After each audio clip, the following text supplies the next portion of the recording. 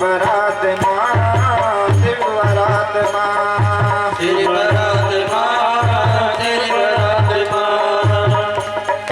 ब्रह्मा चले विष्णु चले, चले नंदी बाबा, चले नंदी बाबा, भूत प्रेत यक्ष किन्नर सभी चलने बाबा, तेरी बरात माँ, तेरी बरात माँ, तेरी बरात माँ, तेरी बरात माँ।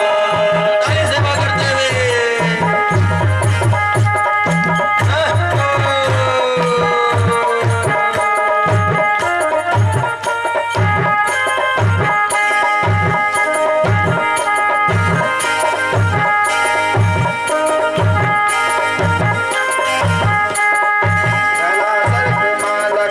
कुटियो माँ घुंघरू, सदा सर्प माल डाली कोटो मांगुरु। पगंबर छाल पेड़ तेरे सुर डमरू, पगंबर छाल पेड़ी तेरे सुर डमरू। काला सर्प माल डाल कुटियो माँ घुंघरू, सदा सर्प माल डाली कोटो मांगुरु। पगंबर छाल पेड़ तेरे सुर डमरू, पगंबर छाल पेड़ी तेरे सुर डमरू। ब्रह्म चले विष्णु चले नंदी बाबा, भूत प्रेत यक्ष बाबा, तेरी बरात माँ, तेरी बरात माँ, तेरी बरात माँ, तेरी बरात माँ। बोल शंकर भगवान की।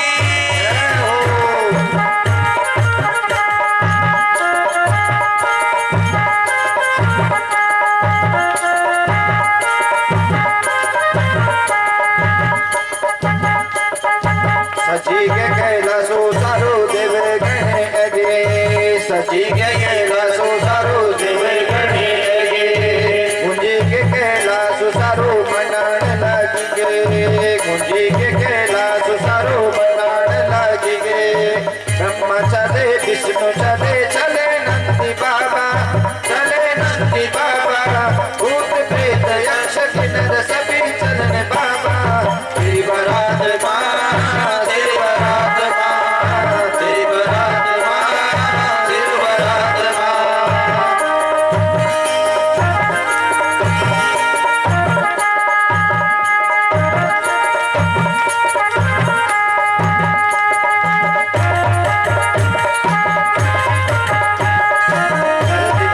स्वर्ग चले आकाश पाताल, आकाश पाताल, चौड़ा ढूंढा नरसिंह चले गए क्षेत्रपाल, चले क्षेत्रपाल, धरती चले स्वर्ग चले, चले आकाश पाताल, चौड़ा ढूंढा नरसिंह चले, चले क्षेत्रपाल, तेरी बरात माँ, शिव बरात माँ, तेरी बरात माँ, शिव बरात माँ।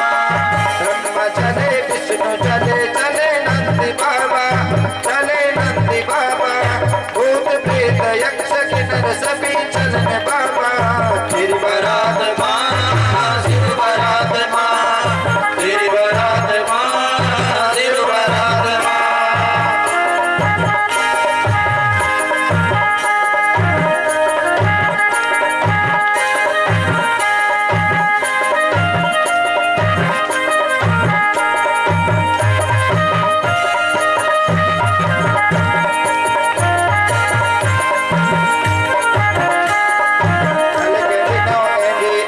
पंच प्रयाग दिन, हलके गंगा जी अगे पंच प्रयाग, हिमाल में पहुंची गए भोला गौरा जी।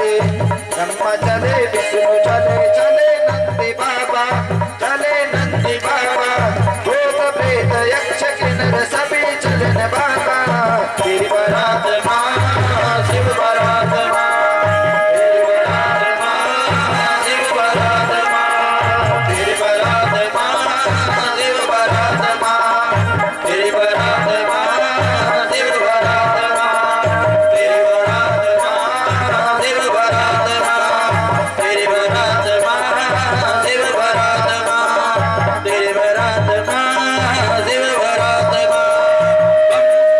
भोलेनाथ भोलेनाथ शंभो, बम बम भोलेनाथ भोलेनाथ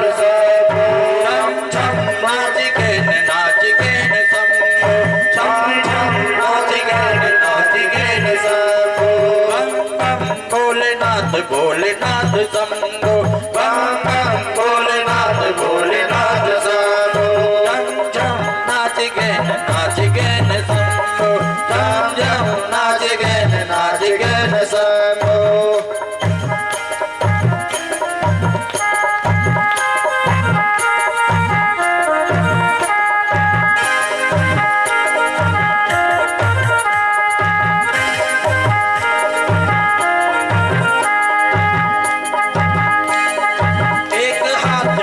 बाबा एक हाथ डमरू एक हाथ त्रिशूल बाबा एक हाथ डमरू एक हाथ त्रिशूल बाबा एक हाथ डमरू एक हाथ त्रिशूल बाबा एक हाथ डमरू बोल महा सर्प माला पटु महा घुंघरू बोल महा सर्प माला पटु महा घुंघरू छम छम नाच गे शंभो छम छम नाच गे भोलेनाथ भोलेनाथ शंभो बम बम भोलेनाथ भोलेनाथ शंभो बोल शंकर भगवान की जय हो।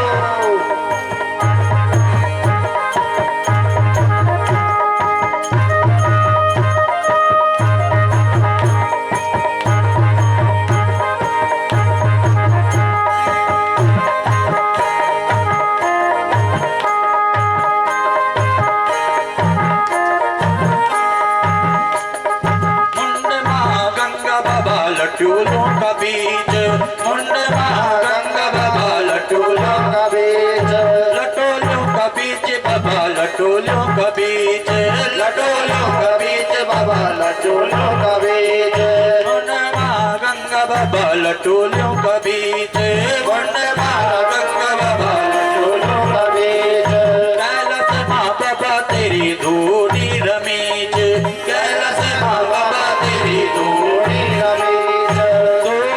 रमीज बाबा धोनी रमेश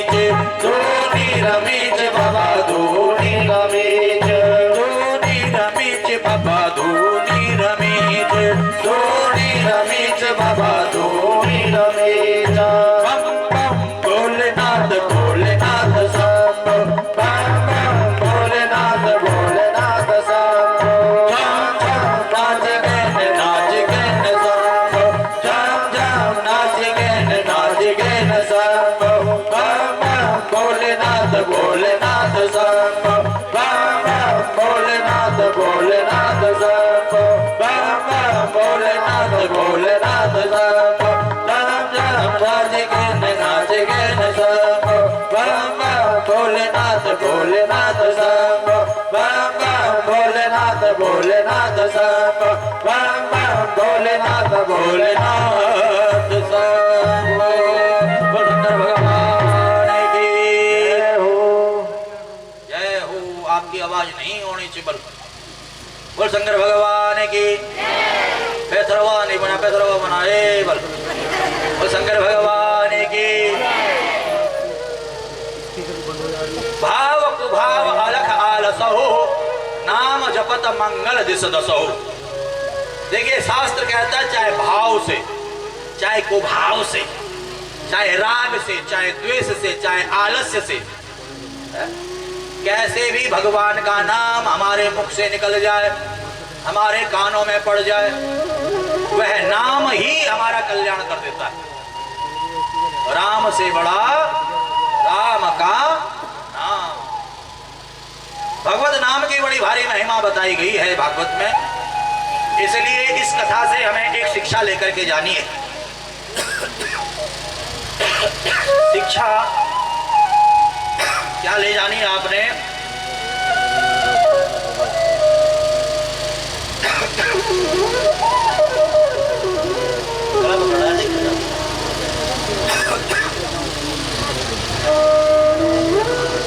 शिक्षा यह ले जानी है कि अपने बच्चों का नाम भगवत नाम से संबंधित रखना है। बलि जो नाम रखे अच्छा आप लोग हमारी बूढ़ी बूढ़ी माता बहनें भाई बैठे हुए यहाँ पर सब नाम आप लोगों का देवी देवताओं से संबंधित हो रहा। अब जैसे कि जजमान यहाँ पर बैठी हुई हैं, नाम देखो माहेश्वरी, मतलब पता है आप लोगों को? मां पार्वती का नाम है ये, मां भगवती का नाम है ये। जिन पुण्य आत्मा के निमित्त यहाँ पर ये कथा हो रही है, उनका नाम पता है आप लोगों को क्या है? नारायण सिंह। नारायण, साक्षात भगवान नारायण। ध्यान देना, किसी का नाम सरस्वती होता था, किसी का गंगा होता था, किसी का जमुना होता था, किसी का दुर्गा होता था, माताओं का। और आज बेटियों के नाम, जब घर में बेटी पैदा होती है, ऐसे नाम रखते हैं कि जिसका कोई मतलब नहीं, जिसका कोई अर्थ नहीं।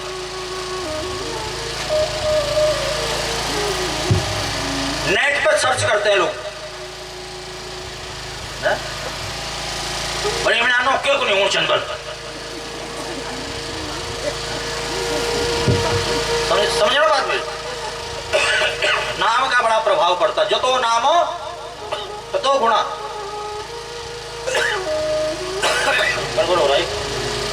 जतो नाम हो ततो गुणा। नाम का बहुत भारी महत्व है हमारे जीवन में। पहले किसी का नाम होता था नारायण, किसी का नाम होता था शिव, शिव प्रसाद जी से नहीं, किसी का नाम होता था हमारा जो है समझ लो कृष्ण, किसी का नाम कुछ भगवान के नाम से संबंधित। विष्णु सहस्त्र नाम 1000 नाम है, शिव सहस्त्र नाम 1000 नाम है, दुर्गा सहस्त्र नाम 1000 नाम है देवियों के, राधा सहस्त्र नाम 1000 नाम है, समझ लो। परंतु आज दुर्भाग्य यह है कि नेट पर सर्च करते हैं और मुसलमानी नाम ढूंढ ढूंढ करके रखते हैं, जिन नामों का कोई मतलब नहीं, कोई अर्थ नहीं। और यही कारण है नरक यातना भोगने का। माता पिता जितनी बार बच्चों का नाम लेते हैं, अगर भगवत नाम संबंधित नाम होगा, उतनी बार मुंह से भगवान का नाम निकलता है। और अनर्थ वाला नाम होगा तो उतनी बार पाप बढ़ता है। इसलिए इस कथा से एक संदेश लेकर के जरूर जाना, अपने बच्चों को जरूर सिखाना, जरूर समझाना कि नाम अगर लेना है, बच्चों का नाम अगर रखना है, तो भगवत नाम संबंधित नाम रखो। समझ लो कि नहीं समझ लो? आगे चल करके जड़ भरत की भी कथा भागवत में है, भरतोपाख्यान। हमारे देश में एक राजा हुए हैं भरत, जिन्होंने अपने बच्चे को राजगद्दी देकर के गंडकी नदी नेपाल में जाकर के भजन करना प्रारंभ किया। एक हिरण बालक बह करके आ रहा था, कथा बहुत लंबी चौड़ी है, मैं सूक्ष्म रूप से श्रवण करा रहा हूं आपको सार।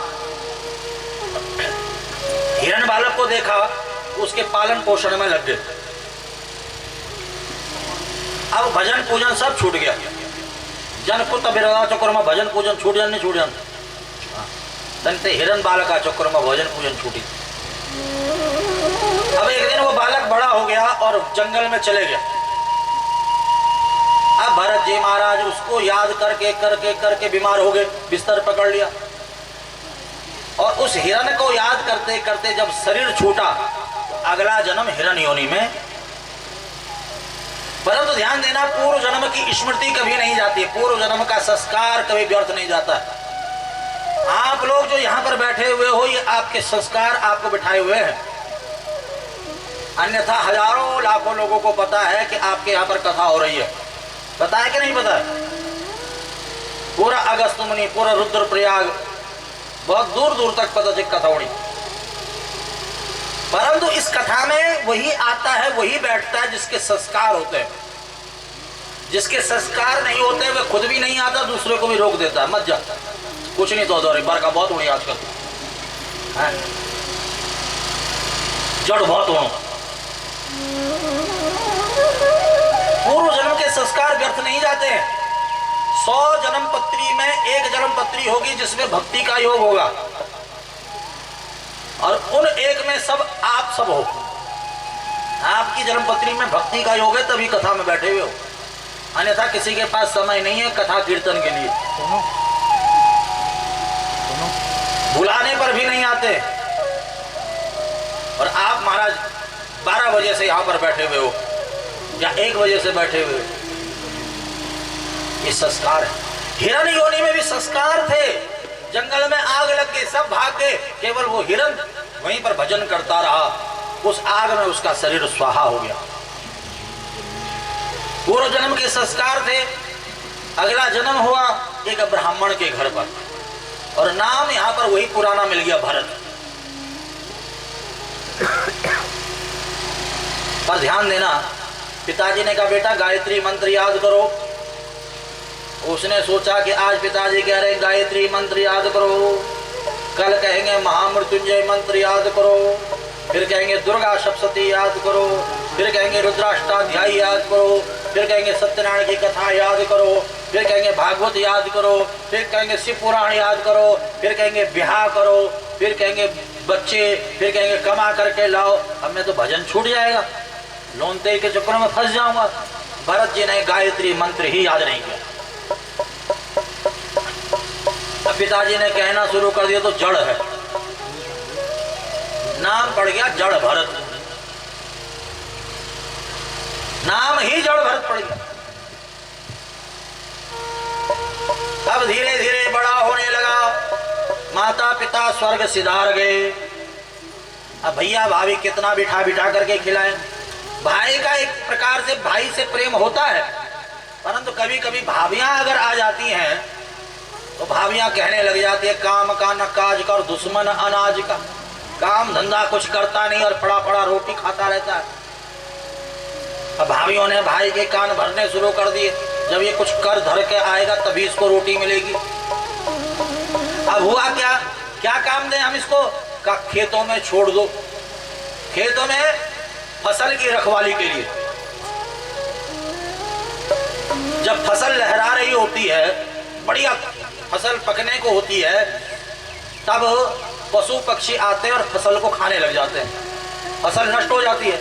तो अब फसल की रखवाली ये करेगा, ऊंचा सा मचान बना दिया, उस पे इसको बिठा दिया, एक डब्बा इसके हाथ में दे दिया, डंडा दे दिया, का कोई भी पशु पक्षी आएगा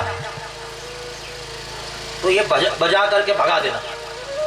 अब वो जड़ भरत बैठे हुए हैं, उन्होंने देखा छोटी छोटी चिड़ियां आ रही हैं और फसल खा रही हैं।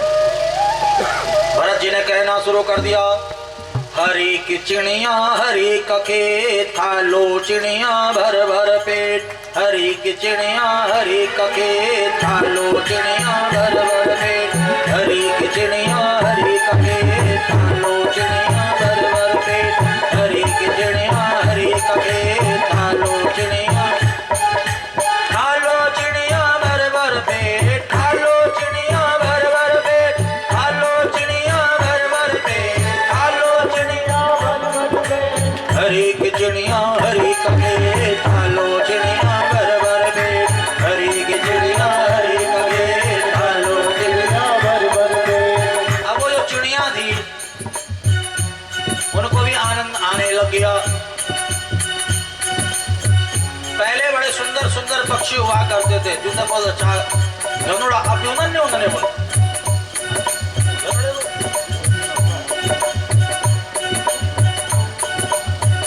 जो पक्षी थे वो अच्छा यूँ छोटू एक बोले।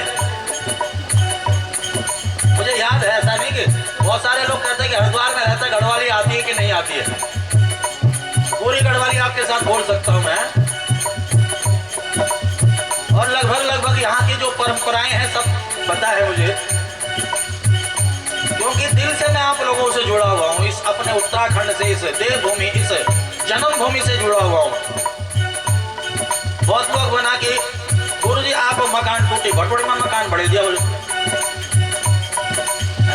ताकि आप लोगों को कौन जान लगो। मैं बोलो यो मकान टूटी के हमारे 1000 मकान छन, यो आप लोग जो भी हमारे लोग छन जे कोई भी चले कोई क्या गवर्नमेंट निकाल दो ना, हमारे गरीश भाई छन, हमारे आलोक भाई छन, सुबोध भाई छन, जब मन पड़ो जो उठे दे चलो भाई जो 10 दिन आप आयो क्या ना बोल दो आप, परंतु जब समय आएगा वो भी हो जाएगा। समय बलवान होता है। आज समय आया तो आप लोगों के बीच में कथा सुनाने आ गया हो सकता है कभी समय ऐसा आए कि झोला लेकर के यहीं आपके पीछे रहने लग जाओ। समय बड़ा बलवान होता है। चिड़ियाओं को बड़ा की चिड़िया हरी का खेत खालो चिड़िया भर भर पेट हरी की चिड़िया हरी का खेत खालो चिड़िया भर भर पेट खालो चिड़िया खालो चिड़िया खालो चिड़िया खालो चिड़िया खालो चिड़िया खालो चिड़िया खालो चिड़िया खालो चिड़िया हरी की चिड़िया हरी का खेत खालो चिड़िया भर भर पेट हरी की चिड़िया हरी का खेत खालो चिड़िया भर भर पेट। भरत जी महाराज कह रहे कि हरि का ही खेत है, भगवान का ही खेत है और भगवान की ही तो ये चिड़िया है। भगवान ने ही तो चराचर जगत बनाया है, चराचर विश्व भगवान ने ही बनाया है। इन चिड़ियाओं को भी भगवान ने बनाया है तो ये खेत भी भगवान ने बनाया है। भैया भाभी के मन में आया जरा देखे ठीक से खेतों की रखवाली हो रही है कि नहीं हो रही है, ठीक से फसल की रखवाली हो रही कि नहीं हो रही है। भैया भाभी खेतों में आए देखा भरत जी महाराज हरी की चिड़िया हरी का खेत खालो चिड़िया भर भर पेट हरी की चिड़िया हरी का खेत खालो चिड़िया भर भर पेट। ये खा रहे हैं और चिड़िया खा रही हैं। भाभियों को गुस्सा आया, मचान पर चढ़कर जोर का धक्का दे दिया, निकल जा हमारे घर से, हमारे परिवार से, हमारे खेतों से, हमारे खलिहानों से, अब तेरा हमारे से कोई मतलब नहीं। भरत जी चुपचाप चलने लग गए।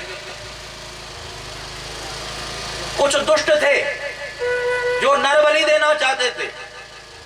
देखिए पूजा पाठ भी कई प्रकार से होता है, मैं आपको थोड़ा सा समझाऊं। एक होता है सात्विकता के साथ, सात्विक पूजन। सात्विक पूजन क्या होता है? पत्रम पुष्पम फलम तोयम यो में भक्त्या प्रयक्षति। जो अपने पास उपलब्ध है, चाहे पत्र है, चाहे पुष्प है, चाहे फल है, नहीं है तो जल ही चढ़ा दिया। मन में कोई विकार नहीं, कोई राग नहीं, कोई द्वेष नहीं। राजस पूजन, राजसी पूजन, दूध दही घी शहद शर्करा पंचामृत फल फूल दक्षिणा 56 प्रकार के व्यंजन खूब ठाट बाट के साथ। और राजसी पूजन तन मन धन सब कुछ है तेरा प्रभु क्या लागे मेरा। जो अपने पास है सब भगवान का है, इसलिए कोई कंजूसी नहीं। तेरा तुझको अर्पण क्या लागे मेरा, राजसी पूजन। फिर आता है दूसरा तीसरे नंबर का पूजन तामसिक पूजन। तामसिक पूजन में दूसरे के लिए बुरा सोचते हुए बैठे हैं, पूजन तो चल रहा है, मन में गलत भाव, गलत विचार, गलत सोच, दूसरे का बुरा चाहना, बुरा सोचना, तामसिक। और चौथा है राक्षसी पूजन। राक्षस लोग भी तो पूजन किया करते थे। और राक्षस पूजन कैसे करते थे पता है आप लोगों को? पशु बलि दे करके, नर बलि दे करके, अपने सुख के लिए, अपने स्वाद के लिए, अपने वैभव के लिए, अपने ऐश्वर्य के लिए पशु बलि दिया करते थे। और आज भी वर्तमान समय पर सात्विक पूजन भी देखा जाता है, राजसिक पूजन भी देखा जाता है, तामसिक पूजन भी देखा जाता है और राक्षसिक पूजन भी देखा जाता है। सब अपनी अपनी परंपरा के हिसाब से पूजन को करते हैं भगवान का। तो राक्षस थे, नर बलि देना चाहते थे, मनुष्य की बलि। तो किसको पकड़ा जाए? तो हट्टा कट्टा भरत जा रहा था, भैया भाभी ने घर से निकाल दिया था, काम का न काज का, दुश्मन अनाज का, निकाल दो इसे घर से, निकाल दिया घर से। ये जा रहा था, अब जैसे ही बलि देने के लिए इसको पकड़ करके नहला धुला करके तैयार किया, पूरी कचौड़ी खिलाई, टीका लगा दिया, हाथ में कलावा बांध दिया।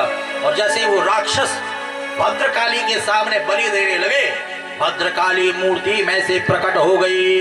जयंती मंगला काली भद्रकाली कपालिनी दुर्गा क्षमा शिवा दात्री स्वाहा स्वधा नमोस्तुते। खड्ग खप्पर लेकर के आ गई और एक एक करके राक्षसों का जो है सर काटने लगी, एक एक करके। भरत जी महाराज चुपचाप यहां से आगे चले, रुके नहीं वहां पर। अब राजा रघुगण उस समय पर बड़ा प्रतापी राजा था रघुगण। वो पालकी में बैठ करके, पहले पालकियां होती थी, अब तो गाड़ियां हो गई हैं। अभी भी केदारनाथ की चढ़ाई जब चढ़ते तो पालकी में बैठ करके बहुत सारे लोग जाते हैं। जो तो घोड़ा खच्चर में डोर लगे पालकी में बैठे थे, कंधे पर बैठे। अब राजा रघुगण को पालकी में बिठा करके ले जा रहे थे। सेवक बीमार हो गया, जो उठाने वाला कहार होता ना, बीमार हो गया। तो पालकी रुक गई। कहा देखो कोई जा रहा हो पालकी में, लगाओ उसे, जल्दी चलो।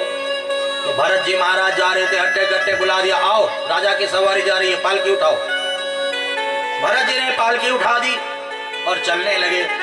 ये बड़े संभल करके चलते थे, आगे कोई चींटी, कोई कीड़ा, कोई मकोड़ा आ जाए पैरों के नीचे, सावधानी के साथ चलते थे। तो महाराज बहुत लंबी लाइन जा रही थी चींटियों की। चींटियां आपने देखी होंगी लाइन से चलती है। भरत जी ने सोचा कि मेरे पैरों के नीचे मर जाएंगी बेचारी। उन्होंने जैसे छलांग लगाई उन्हें बचाने के लिए, राजा रघुगण की खोपड़ी पालकी के डंडे से टकरा गई। मोट गो हो गई सरबत। बिहारी लाल की पटेल बोलते ना, पटेल हुई। तो सर दबाते हुए, कौन है ये जिसे चलना नहीं आ रहा है? रोको अभी चिकित्सा करता हूं। पालकी रोक दी।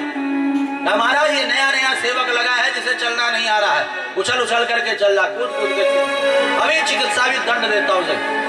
अब जैसे ही उतर करके देखा तो गले में यज्ञोपवीत जनेऊ दिखाई दिया और मुखारविंद पे ब्रह्म तेज, ब्राह्मण का जो तेज है वो मुख से ही पता चल जाता है। भक्त संत का पता चल जाता है उसके मुख से। हाँ ये संत है, ये भक्त है, ये प्रभु का परम भजानंदी है। तेज उसका जो अलग ही होता है। कौन हो तुम कोई संत ब्राह्मण जान पड़ते हो? भरत जी ने आज तक कभी नहीं बोले थे, जड़ भरत, नाम ही जड़ भरत है, कभी कुछ बोले ही नहीं थे, चुप रहते थे बिल्कुल। परंतु इन्होंने सोचा कि मैंने इसको कंधे पे उठाया है और ये नरक में जाए, जिसको मैं कंधे पे उठाऊं तो नरक में चले जाए। अब मैंने उठा ही लिया तो ढंग से ही उठा करके ले जाऊंगा इसे भव सागर से पार, संसार सागर से पार, भगवान से इसको मिलाऊंगा। और मन में आ गया। और भरत जी महाराज ने यहां पर राजा रघुगण को ज्ञान उपदेश देना प्रारंभ कर दिया। भवाटवी का वर्णन किया, ऊपर के सातों लोक, नीचे के सातों लोकों का वर्णन किया, नवग्रहों की गति का वर्णन किया, शिशुमार चक्र का वर्णन किया, पूरा विज्ञान यहां पर कह दिया। और साथ ही साथ स्वर्ग और नरक के बारे में भी बताया। भागवत में 28 प्रकार के नरकों का वर्णन है। नरकों के बारे में अगर जानना है तो गरुड़ पुराण जरूर सुनो। गरुड़ पुराण कथा सुनी था आप लोगों के सुनी? केवल सुन से काम नहीं चलता। कति लोग बोलते हैं द्वि कान से भगवान आदि ने हो, यो कान से सुन, यो कान से निकाल। ऐसा नहीं, भगवान ने दो कान दिए हैं, दोनों कानों से सुनो और हृदय में धारण करो, चिंतन करो, मनन करो। जो गरुड़ पुराण की कथा सुन लेता है और उसका चिंतन मनन करता है, वो कभी जीवन में कोई पाप कर्म नहीं कर सकता है। छोटे छोटे पापों के लिए भी दंड का विधान है, नरक यातनाएं हैं।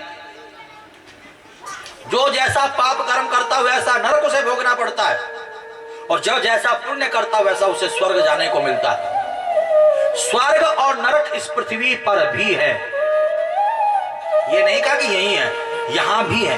कैसे पता चलेगा आपको कि कौन नरक से आया कौन स्वर्ग से आया? तो मैं कई बार उदाहरण दिया करता हूं। नरक अगर देखना है तो हॉस्पिटलों में जाकर के देखो। रुद्रप्रयाग में अगर हॉस्पिटल है वहां जाकर के देखो।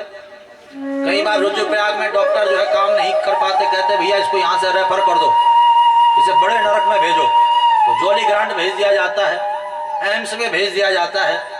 कहा भैया ये नरक भी इसके लिए छोटा पड़ गया, इसे भेजो जो है सीधा चंडीगढ़ पीजीआई में। फिर वहां भी नरक छोटा पड़ जाता, विदेश भेजो, इसका इलाज यहाँ है ही नहीं। ये क्या है? ये हॉस्पिटल, ये नरक यातना ही तो है। दुखी व्यक्ति को अगर आप देख रहे हो समझ लो नरक यातना भोग रहा है। और स्वर्ग अगर देखना है तो महाराज कथा में आ जाओ, देखो आप और हम यहाँ बैठे हैं, ये क्या है? यही तो स्वर्ग है। सारे दुख भूल करके, सारी तकलीफें भूल करके, तेरा मेरा सब भूल करके आप यहाँ पर बैठे हुए हो और बड़े आनंद के साथ परमात्मा के चरणों में जुड़े हुए हो। ये स्वर्ग है। किसी सुखी को देखना है तो महाराज वो स्वर्ग है। कोई सुखी व्यक्ति आपको दिखाई दे, आनंद लेता हुआ, भजन करता हुआ, पूजन करता हुआ आपको दिखाई दे, वो स्वर्ग है। 2 श्लोकों में वर्णन किया है सुखदेव मुनि ने। कैसे पहचानोगे कि कौन स्वर्ग से आया और कौन नरक से आया है? कौन स्वर्ग में रह रहा, कौन नरक में रह रहा है? कौन स्वर्ग को जाएगा, कौन नरक को जाएगा? कैसे पता चलेगा? तो 2 श्लोकों में यहां पर बताया है।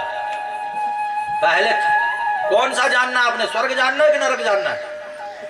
बताओ, जोर से बोलो। स्वर्ग? चलिए ठीक है फिर है। तो देखिए श्लोक देखिए।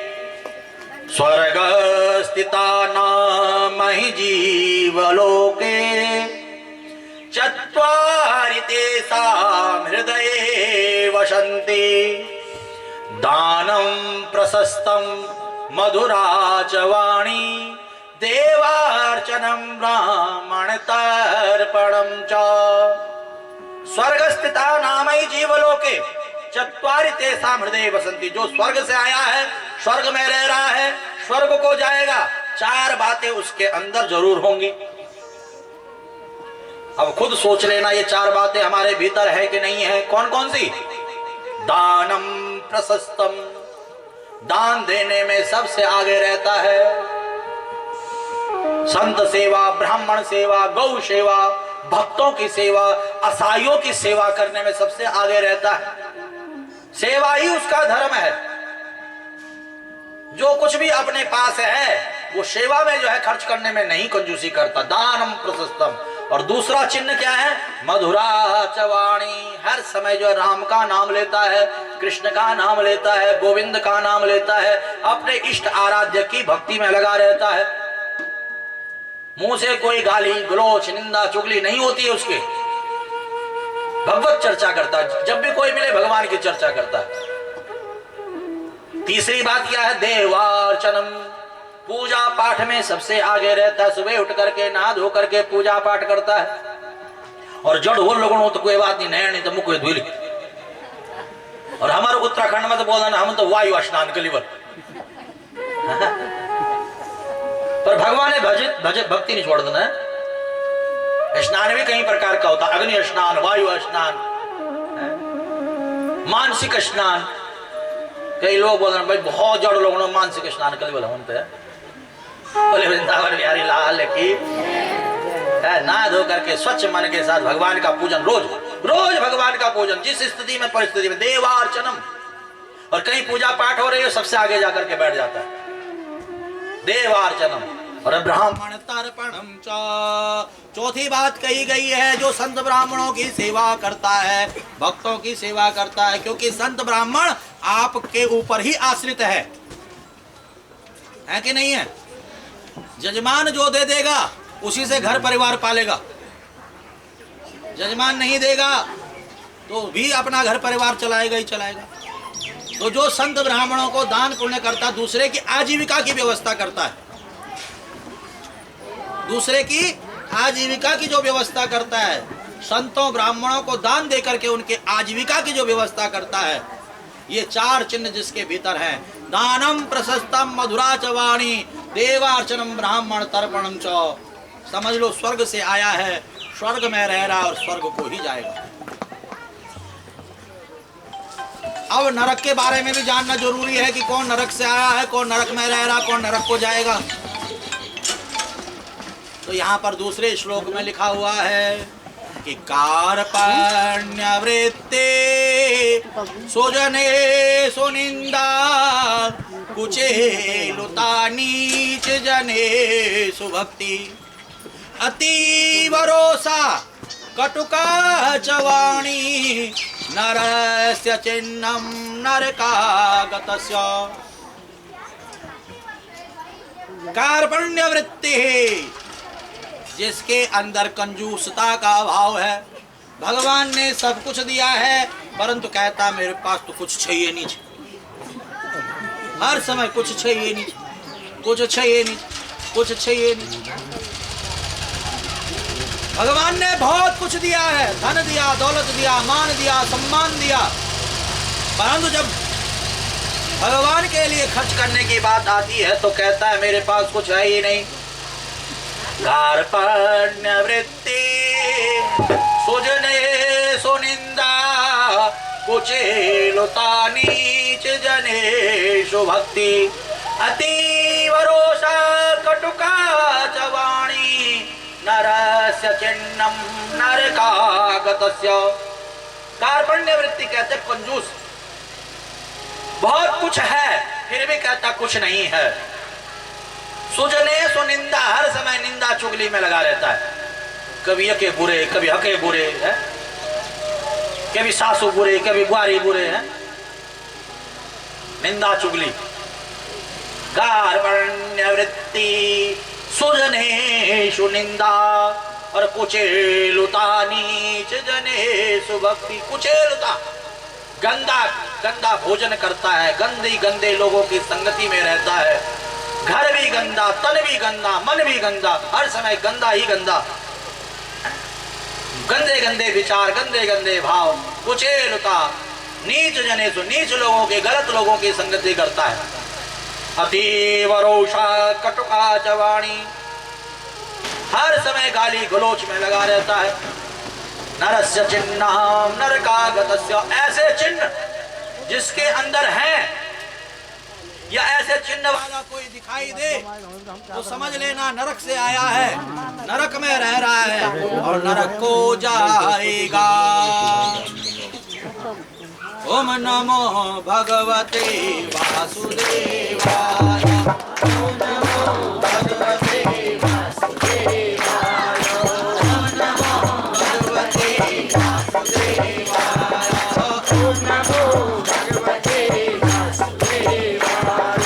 वासुदेवाय बोलो वासुदेवाय, वासुदेवाय बोलो वासुदेवाय, ओम नमो भगवते वासुदेवाय, ओम नमो भगवते वासुदेवाय, ओम नमो भगवते वासुदेवाय, ओम नमो भगवते वासुदेवाय। वासुदेवाय बोलो नंद नंदनाय, वासुदेवाय बोलो नंद नंदनाय, वासुदेवाय बोलो नंद नंदनाय, वासुदेवाय बोलो नंद नंदनाय, ओम नमो भगवते वासुदेवाय, ओम नमो भगवते वासुदेवाय, ओम नमो भगवते वासुदेवाय, ओम नमो भगवते वासुदेवाय। वासुदेवाय बोलो वासुदेवाय, वासुदेवाय बोलो वासुदेवाय, ओम नमो भगवते वासुदेवाय, ओम नमो भगवते वासुदेवाय, ओम नमो भगवते वासुदेवाय, ओम नमो भगवते वासुदेवाय। स्वर्गस्थितानां हि जीवलोके चत्वारि तेषां हृदये वसन्ते दानं प्रशस्तं मधुरा च वाणी। देवार्चनं ब्राह्मणतर्पणं च कार्पण्यवृत्ति सुजने सुनिन्दा कुचेलुता नीच जनेषु भक्ति अतीव रोषा कटुका च वाणी नरस्य चिन्नम नरकागतस्य। यहाँ पर स्वर्ग का भी वर्णन किया गया, नरक का भी वर्णन किया गया। प्रभाव कुभाव अलख आलसो नाम जपत मंगल दिसदसो। चाहे भाव से, चाहे को भाव से, चाहे राग से, चाहे द्वेष से, चाहे आलस्य से, जो भगवान का नाम सुनता है, सुनाता है, वह नरक यातनाओं से मुक्त होकर के भगवान के धाम को चले जाता है। राजा परीक्षित ने यहाँ पर प्रश्न किया कि कस्य हेतो परित्यक्ता आचार्येणात्मनः सुरा एतदा चक्ष्वः भगवान शिष्याणामक्रमं गुरु। हमने सुना है कि गुरु बृहस्पति ने देवताओं का त्याग कर दिया। कस्य हेतो, किस कारण से? सुखदेव मुनि कहते हैं एक बार देवता स्वर्ग में अप्सराओं का नृत्य देख रहे थे। गुरु जी आ गए, बृहस्पति जी आ गए, देवताओं ने देख करके अनदेखा कर दिया। गुरु जी ने मन में विचार किया अपमान करे, देख करके अनदेखा करे। जो शिष्य गुरु का स्वागत न करे, गुरु का सम्मान न करे, गुरु का सत्कार न करे, ऐसे शिष्य को त्याग देना चाहिए। गुरु जी ने देवताओं का त्याग कर दिया, अग्नि गंधराओं में जाकर के छुप करके भजन करने लगे। बिना गुरु के गति नहीं मिलती है। गुरु ही गोविंद तक पहुंचने का मार्ग बताता है।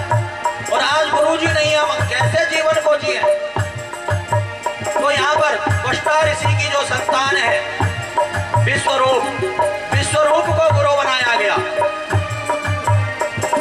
परंतु विश्वरूप ने सोचा कि देवताओं का बल ज्यादा होता है तो देवता स्वर्ग में बैठ जाते हैं, दैत्यों का बल ज्यादा होता है तो दैत्य स्वर्ग में आ जाते हैं। क्यों ना देवताओं से भी मिला रहा हूं और दैत्यों से भी मिला रहा हूं। बहुत से लोग बड़े तेज होते हैं, सोचते हैं कभी कांग्रेस आती है तो कभी बीजेपी आती है, क्यों ना दोनों जगह मिला रहा हूं ताकि दोनों जगह से लाभ मिलता रहे। अब यहाँ पर विश्वरूप जोर जोर से देवताओं को आहुति दे रहे हैं, इंद्राय स्वाहा, और धीरे से दैत्यों के लिए स्वाहा, धीरे धीरे दैत्यों के लिए भी आहुति और जोर जोर से देवताओं के लिए। इंद्र ने सोचा कि गुरुजी कुछ गड़बड़ कर रहे हैं। गुरुजी तो दोनों तरफ मिले जुले काम कर रहे हैं। इंद्र ने म्यान से तलवार निकाली और वृतासुर का धड़ और विश्वरूप का धड़ और सर अलग कर दिया। इंद्र को ब्रह्म हत्या लग गई। अब ब्रह्म हत्या लग गई, ब्रह्म हत्या का निवारण कैसे हो? तो 4 भागों में ब्रह्म हत्या बांटी है। एक हिस्सा ब्रह्म हत्या का पृथ्वी को दिया, एक हिस्सा वृक्ष को दिया, एक हिस्सा जल को दिया और एक हिस्सा माताओं को दिया। 4 भागों में ब्रह्म हत्या बांटी गई है। पृथ्वी में जो ऊषर भूमि है वे ब्रह्म हत्या है। इसीलिए कहा जाता है कि बिना आसन बिछाए नहीं बैठना चाहिए। कभी भी कहीं पर बैठो तो आसन बिछा करके बैठो, नहीं तो ब्रह्म हत्या प्रवेश कर जाएगी आपके भीतर। दूसरा भाग वृक्षों को जो दिया, वृक्षों में जो गोंद होता है वह ब्रह्म हत्या होती है। गोंद नहीं खाना चाहिए, ब्रह्म हत्या लग जाती है। तीसरा भाग जल को ब्रह्म हत्या का दिया गया है। जल में जो झाग होता है वह ब्रह्म हत्या है। झाग हटा करके जल पीना चाहिए, नहीं तो ब्रह्म हत्या लग जाती है। चौथा भाग माताओं को दिया। माताओं में जो मासिक धर्म है वे ब्रह्म हत्या का प्रतीक बताया गया है। इस स्थिति में माताएं बहनें अपवित्र मानी जाती हैं। जो माताओं बहनों के संपर्क में आता ब्रह्म हत्या लग जाती है। इस स्थिति परिस्थिति में इंद्र स्वर्ग में बैठ गया, ब्रह्म हत्या से मुक्ति मिल गई इंद्र को। परंतु विश्वरूप के जो पिता हैं त्वष्टा ऋषि, उनको क्रोध आया। उन्होंने यज्ञ करना प्रारंभ कर दिया कि इंद्र को मारने वाला बेटा मुझे हो। मंत्र में अशुद्धि हो गई। ध्यान देना, शास्त्र कहता है मंत्र हमेशा शुद्ध जपना चाहिए, गलत मंत्र नहीं जपना चाहिए। गलत मंत्र के जपने से आपको अच्छा फल नहीं मिलने वाला, गलत फल मिलेगा। चाहे वे कोई भी हो, मंत्र की शुद्धि होनी बहुत आवश्यक है। अब जजमान सोचे कि पंडित जी हमें तो पता नहीं, अब उसका लाभ उसका हानि। ध्यान देना, पंडित जी जो जप कर रहे हैं, जो पूजा कर रहे हैं, जो पाठ कर रहे हैं, गलत करेंगे तो उसका दंड पंडित जी को मिलेगा, परंतु जजमान को पूरा फल मिलेगा। क्यों मिलेगा पूरा फल? क्योंकि जजमान ने संकल्प दे दिया है।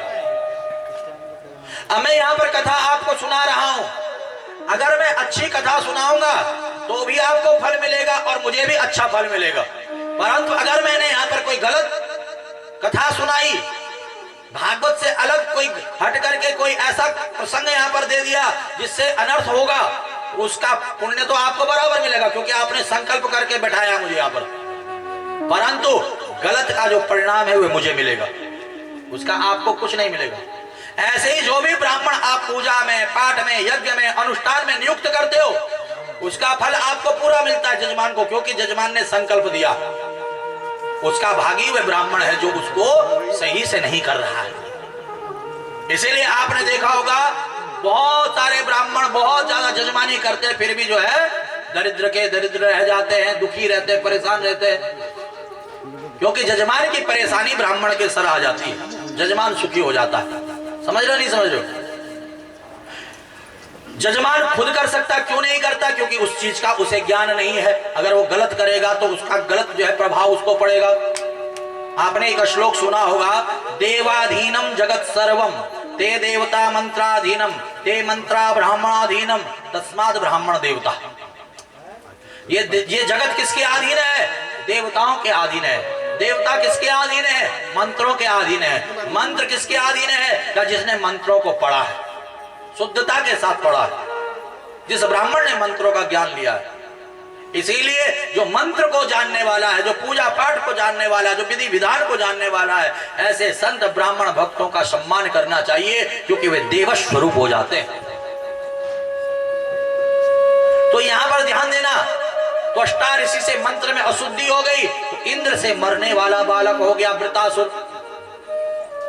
दधीची ऋषि की अस्थियों से वज्र बनाया गया और उस वज्र से वृतासुर को मारा गया, परंतु ब्राह्मण था इसलिए ब्रह्म हत्या फिर से लग गई। हजारों लाखों वर्षों तक कमल नाल में रह करके भजन किया है। हाँ, राजा नहुस उतने दिनों तक इंद्र पद पर विराजमान रहे हैं। देवी भागवत का प्रसंग है ये, देवी भागवत में आती है लंबी चौड़ी। यहाँ पर तो भागवत में शॉर्ट रूप से है, देवी भागवत में विस्तार रूप से है। देवी भागवत में प्रसंग आता है कि इंद्रियाणी जो इंद्र की पत्नी है, नहुस इंद्र की पत्नी से ब्याह करने लग गया। ब्याह करने के लिए प्रस्ताव रख दिया उसने, कहा अब इंद्र में हो गया, मेरे से ब्याह कर ले। तो सप्त ऋषियों के पास चली गई, रोना धोना शुरू कर दिया। सप्त ऋषियों ने कहा कि ऐसा कहना कि ऐसे रथ पर बैठ कर कहे जिसपे कोई नहीं बैठा हो। तो इसने सप्त ऋषियों को ही रथ पे लगा दिया। और महाराज जो कामी पुरुष होता है उसको बड़ी जल्दी रहती है, वो सर्प सर्प कह करके लात मारने लगा। दुर्वासा ऋषि के पैर लग गया। दुर्वासा ऋषि ने कहा जा दुष्ट, तू सर्प ही हो जा, और नहुस को सर्प योनि में जाना पड़ा। तब गुरु बृहस्पति के चरणों में प्रार्थना की सची ने, इंद्रियाणी ने, इंद्र की पत्नी ने, तो कहा कि जो देवी भागवत कथा करता है उसकी ब्रह्म हत्या निवारण हो जाती है, तुम देवी भागवत का आयोजन करो। तब देवी भागवत कथा का आयोजन किया। देवी मां की कृपा से इंद्र की ब्रह्म हत्या का निवारण हुआ और इंद्र जाकर के इंद्र आसन पर बैठा।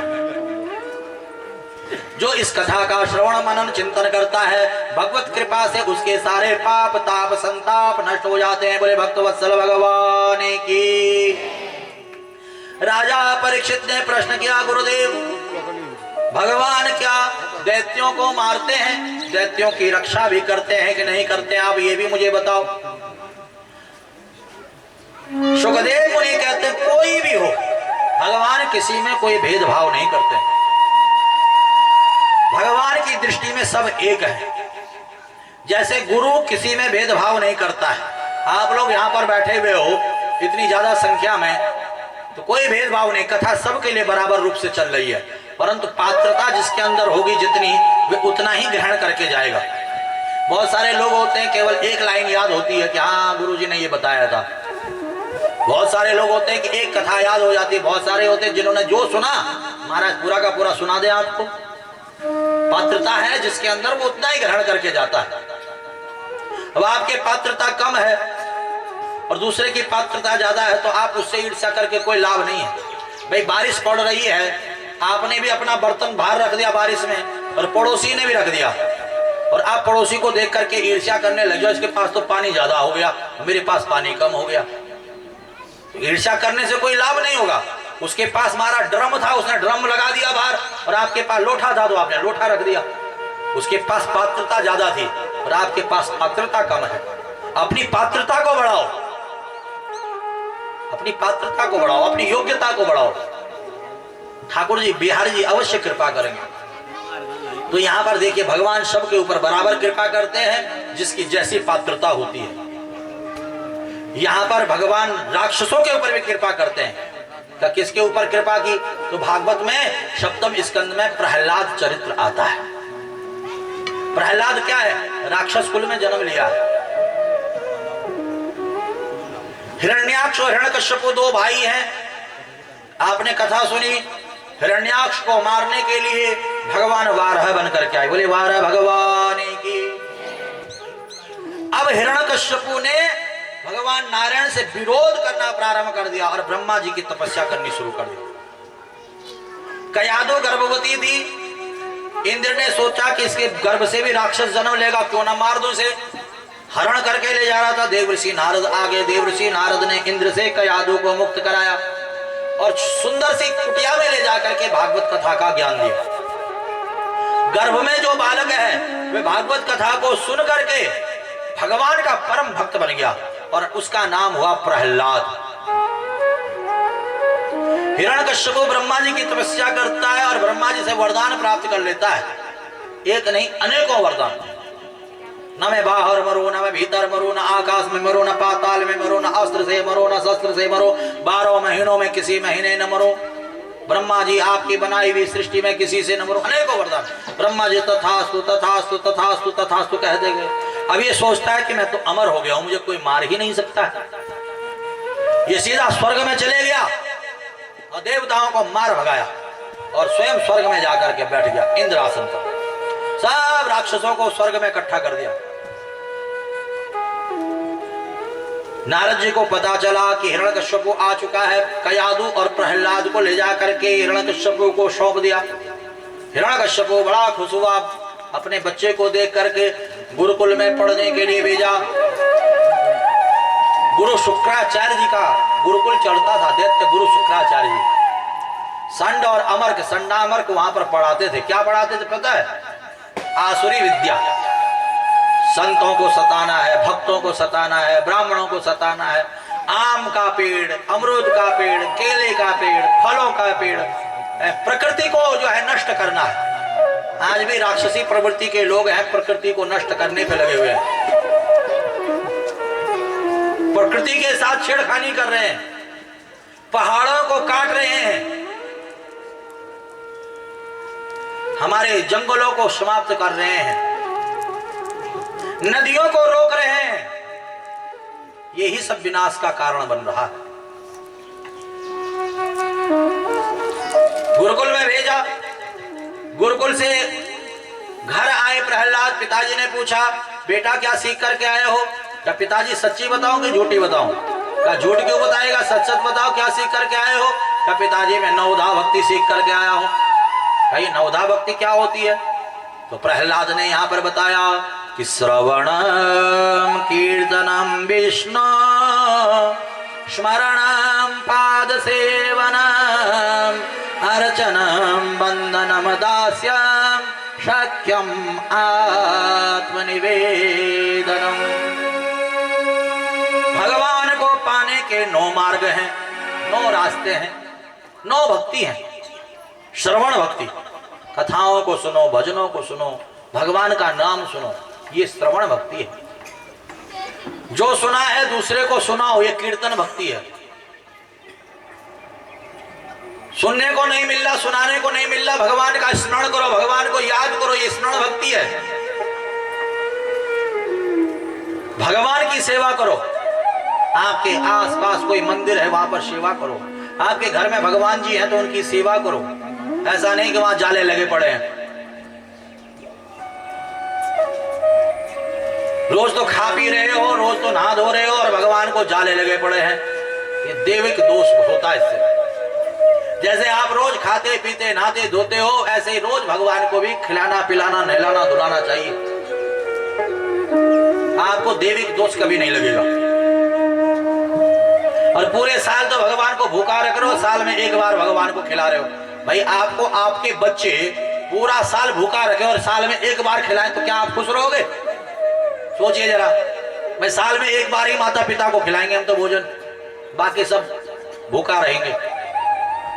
तो माता पिता को गुस्सा आएगा कि नहीं आएगा? आत्मा दुखेगी कि नहीं दुखेगी? मन दुखेगा कि नहीं दुखेगा? ऐसे ही परमात्मा भी है। रोज सेवा करोगे, रोज पूजा करोगे तो भगवान खुश रहेंगे। साल में या 2 साल में या 5 साल में करने से कोई लाभ नहीं है। ध्यान देना, सेवा भक्ति रोज होनी चाहिए। नर सेवा ही नारायण सेवा है। कोई असहाय दिखाई दे उसकी भी सेवा करो। उसकी सहायता करो। कोई दुखी दिखाई दे उसका दुख दूर करने का प्रयास करो। सेवा भक्ति, श्रवणम कीर्तनम विष्णु स्मरणम पाद सेवनम अर्चनम वंदनम। भगवान की आरती रोज करो, अर्चना रोज शाम सुबह भगवान की आरती करो, वंदनम भगवान की वंदना करो, स्तुति करो। दास्यम दास बन करके भगवान के सामने रहो, सेवक बन करके। और सख्यम संबंध अगर जोड़ना है तो भगवान से जोड़ो। त्वमेव माता च पिता त्वमेव बंधु च सखा त्वमेव विद्या द्रविणम त्वमेव सर्वम मम देव देव। केवल बोलना ही नहीं है, संबंध जोड़ करके उसको निभाना भी है। कई लोग तो खाली बोलते ही बोलते हैं, बोलने से काम नहीं चलता।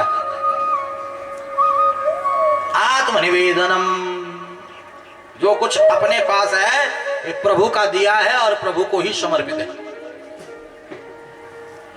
कोई सा भी एक मार्ग चुन लो जो आपको अच्छा लगता है, आप भगवान तक पहुंच जाओगे, परमात्मा तक पहुंच जाओगे। जैसे यहाँ व्यास गद्दी है, यहाँ तक आने के लिए महाराज जो है, कभी हम इस रास्ते से आ जाते हैं बिल्कुल सड़क सड़क होकर के, कभी महाराज यहाँ बीच में से इधर आ जाते हैं। एक दिन यहाँ खेतों में से आ गए, आज भी खेत से पहुंचता तो हमने यही है ना, चाहे नीचे से आओ, चाहे ऊपर से आओ, चाहे सामने से आओ, चाहे पीछे से आओ, पहुंचोगे तो यही। ऐसे ही 9 मार्ग हैं, 9 दा भक्ति के। कोई सा भी मार्ग जो आपको अच्छा लगता उस पर चलना लग जाओ, आप भगवान तक जरूर पहुंचोगे, परमात्मा तक जरूर पहुंचोगे। हिरण्यकश्यप को क्रोध आ गया, उठा करके नीचे पटक दिया है। ये क्या तू नारायण की भक्ति मुझे सिखा रहा है? तुझे पता नहीं नारायण से हम द्वेष करते हैं। गुरु जी को बुला दिया, क्या यही सिखा दो तुम? नहीं नहीं, हमने तो नहीं सिखाया, न जाने कहां से सीख दिया उसने।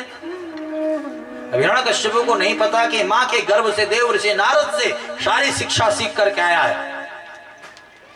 गुरु जी कहते एक मौका हमें और दे दो, गुरुकुल में लेकर के चले गए, फिर से दानवी शिक्षा सिखाने लगे। आज गुरु जी भंडारा खाने गए थे कहीं, तो प्रहलाद ने सभी बच्चों को अपने साथ जोड़ दिया। कहा हम सब खेल खेलते हैं। कहा क्या खेलेंगे? कहा कीर्तन खेलते हैं। कहा तुम्हारे पिताजी को पता चलेगा तो? कहा जाको राखे साइया मार सके ना कोई, और बाल न बाका कर सके जो जग बैरी हो। मेरे गोविंद जिसकी रक्षा करते हैं उसका कोई अनहित नहीं कर सकता है। कहा कीर्तन करना तो आता ही नहीं। कहा हम सिखाते हैं ना कैसे कीर्तन करना। पहले मैं बोलूंगा फिर आप लोग बोलोगे। हमारो धन राधा श्री राधा हमारो धन परम धन राधा श्री राधा परम धन जीवन धन राधा राधा राधा राधा राधा जीवन धन जीवन धन राधा राधा राधा राधा राधा जीवन धन हमारो धन राधा श्री राधा हमारो धन परम धन राधा श्री राधा परम धन आज सारे के सारे बच्चे प्रहलाद के साथ राधा नाम का गुणगान कर रहे थे। संगमर का आए उन्होंने देखा, सब नाच रहे, गा रहे, झूम रहे हैं। ये बात मैं महाराज हिरण्यकश्यप को बता करके आता हूँ।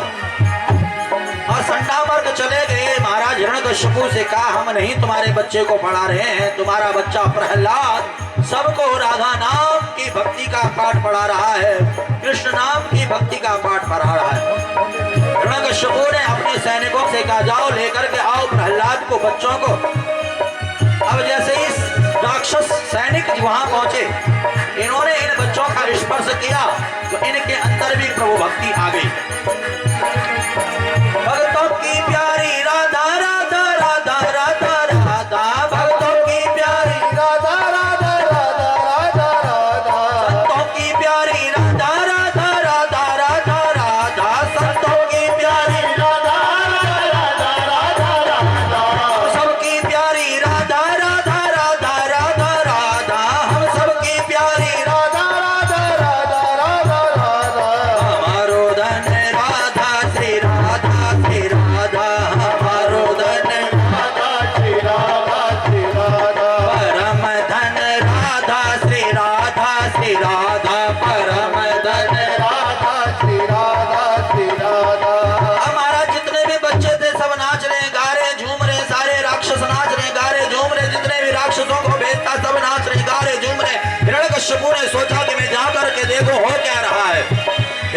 हिरण्यकशिपु रथ पर सवार होकर के जब पहुंचा तो उसने देखा सब के सब नाच रहे, गा रहे, झूम रहे। बरसाने वाली राधा राधा राधा राधा राधा, बरसाने वाली राधा राधा राधा राधा, बरसाने वाली राधा राधा राधा राधा राधा, बरसाने वाली राधा राधा राधा राधा राधा, वृषभानु दुलारी राधा राधा राधा राधा राधा, वृषभानु दुलारी राधा राधा राधा राधा राधा, लाडली राधा श्री राधा श्री राधा, लाडली राधा श्री राधा श्री राधा, स्वामिनी राधा श्री राधा श्री राधा, स्वामिनी राधा श्री राधा श्री राधा, किशोरी राधा राधा राधा राधा राधा, किशोरी राधा राधा राधा राधा राधा, किशोरी राधा राधा राधा राधा राधा, किशोरी राधा राधा राधा राधा राधा, हमारो धन राधा श्री राधा श्री राधा, हमारो धन राधा श्री राधा श्री राधा, परम धन राधा श्री राधा श्री राधा, परम धन राधा श्री राधा श्री राधा, भक्तों की प्यारी राधा राधा राधा राधा राधा, भक्तों की प्यारी राधा राधा राधा राधा, भक्तों की प्यारी राधा राधा राधा राधा राधा, संतों की प्यारी राधा राधा राधा राधा राधा, हम सबकी प्यारी राधा राधा राधा राधा राधा, हम सबकी प्यारी राधा राधा राधा राधा राधा, हमारो धन राधा श्री राधा श्री राधा, हमारो धन राधा श्री राधा श्री राधा, परम धन राधा श्री राधा श्री राधा, परम धन राधा श्री राधा श्री राधा, जीवन धन राधा श्री राधा श्री राधा, जीवन धन राधा श्री राधा श्री राधा, रसिक धन राधा श्री राधा श्री राधा, रसिक धन राधा श्री राधा श्री राधा, भक्तों की प्यारी राधा राधा राधा राधा राधा, भक्तों की प्यारी राधा राधा राधा राधा राधा, भक्तों की प्यारी राधा राधा राधा राधा राधा, संतों की प्यारी राधा राधा राधा राधा राधा, रसिकों की प्यारी राधा राधा राधा राधा राधा, रसिकों की प्यारी राधा राधा राधा राधा राधा, हमारी प्यारी राधा श्री राधा श्री राधा, हमारी प्यारी राधा श्री राधा श्री राधा, हमारो धन राधा श्री राधा श्री राधा, हमारो धन राधा श्री राधा श्री राधा, परम धन राधा श्री राधा श्री राधा, परम धन राधा श्री राधा श्री राधा। हिरण्यकशिपु ने देखा कि अगर मैं इनका स्पर्श करता हूँ ये भक्ति मेरे अंदर भी आ जाएगी, किसी को करंट लगा हो और जोर का डंडा मारो तो करंट से छूट जाता है। हिरण्यकशिपु ने भी जोर से आवाज लगाई, बंद करो।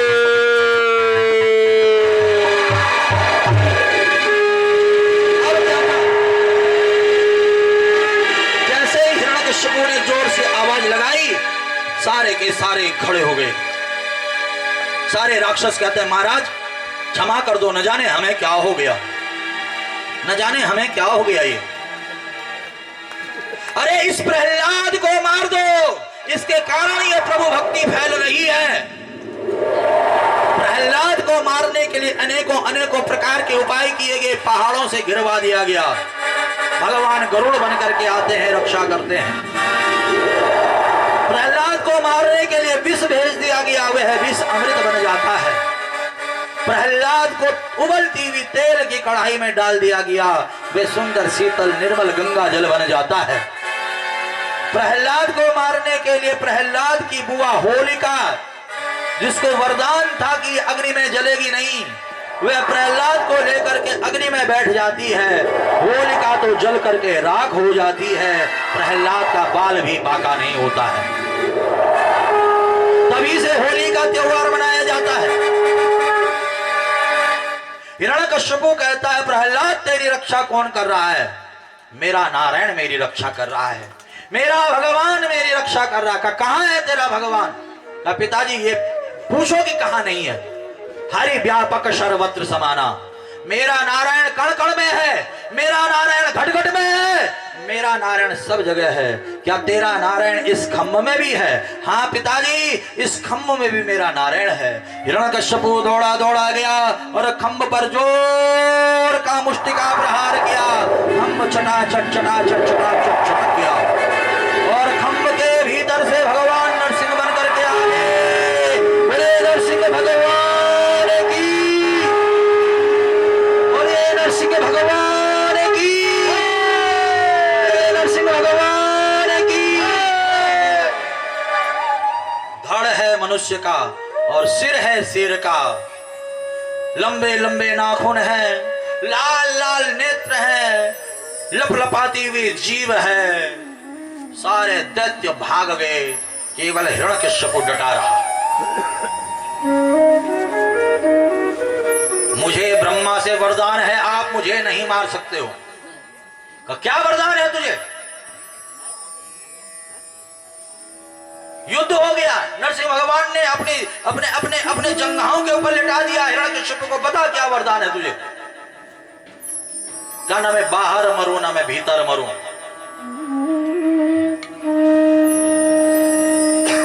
नरसिंह भगवान कहते हैं ना तू बाहर है ना तू भीतर, तू तो बीच दहली पर है।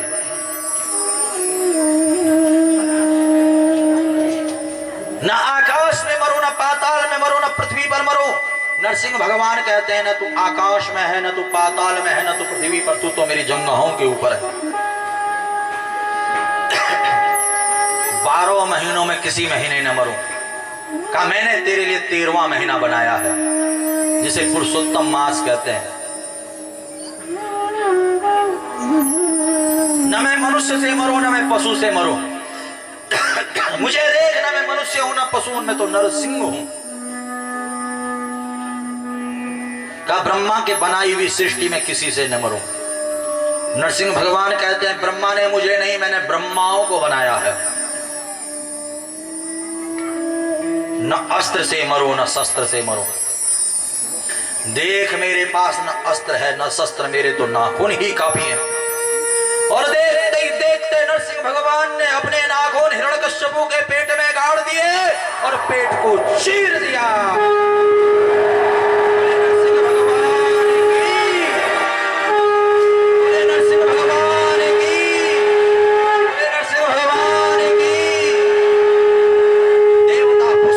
करने लगे, पर नरसिंह भगवान का क्रोध शांत नहीं हुआ,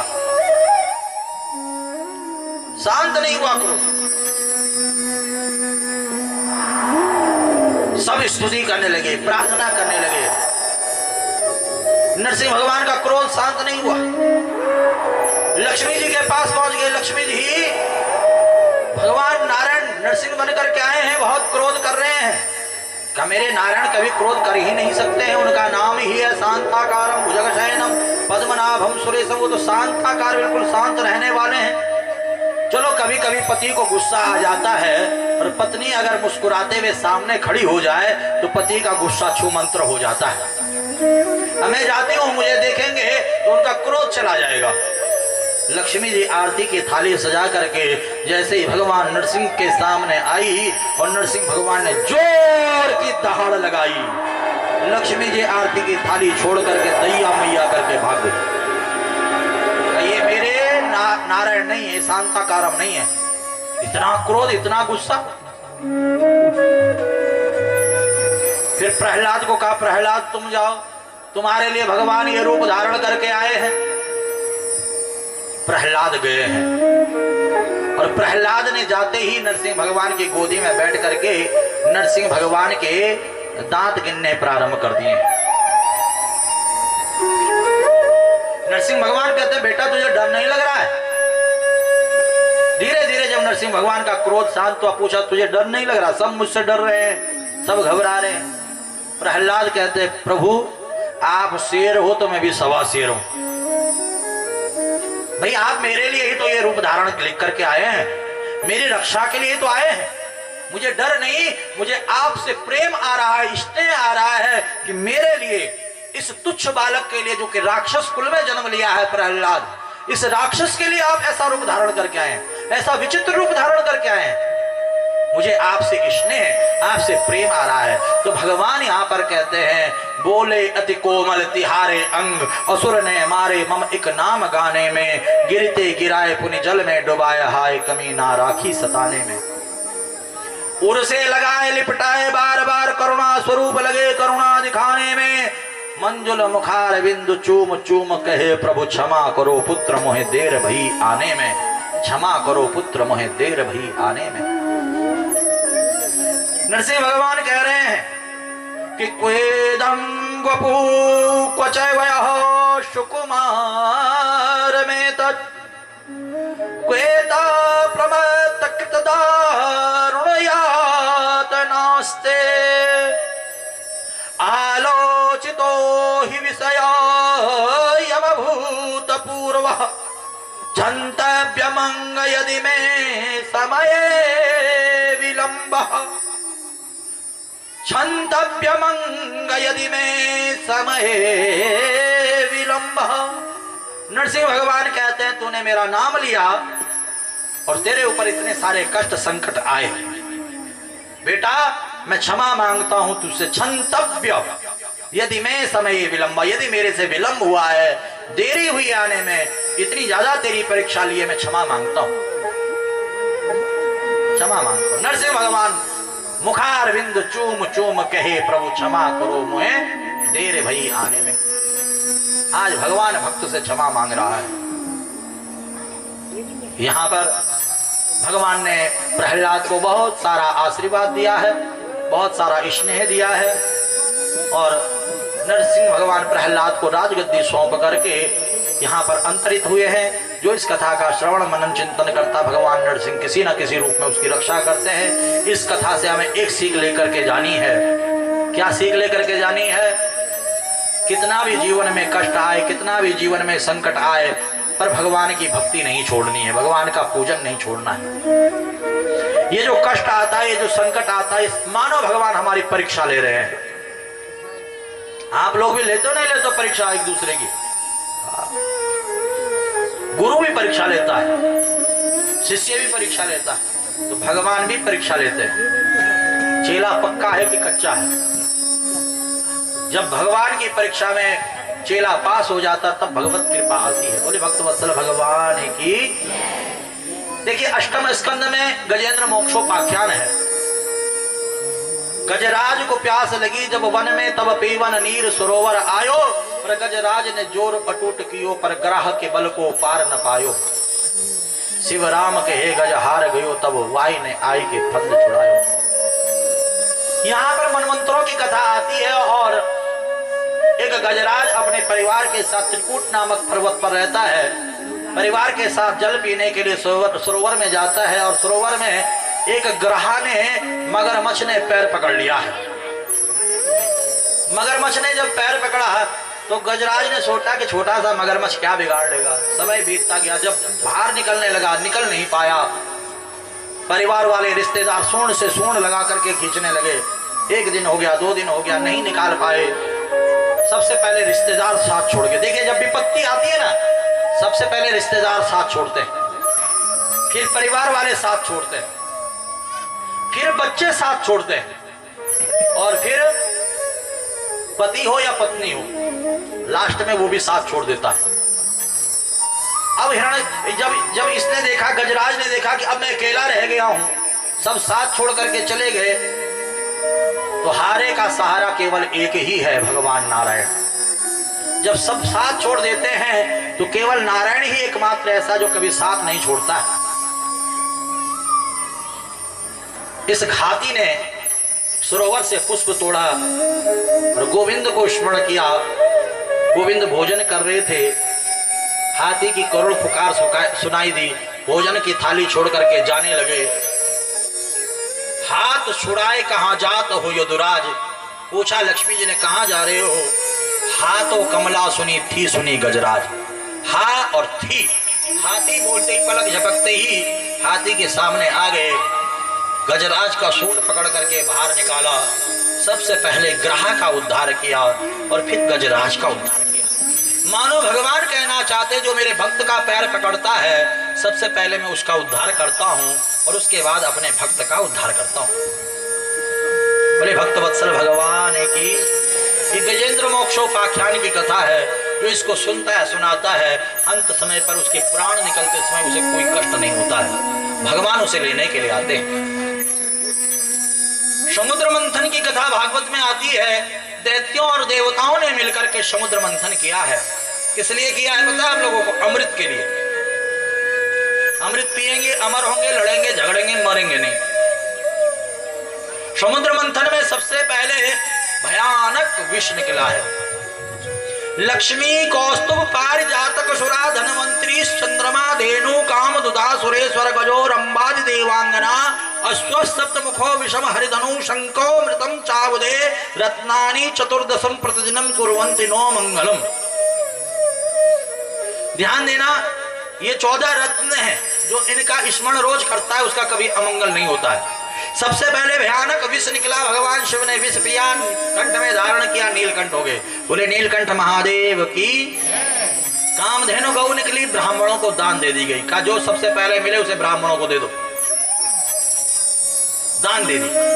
उच्च सर्वा अश्व निकला, 7 मुख वाला, स्वर्ग में भेज दिया।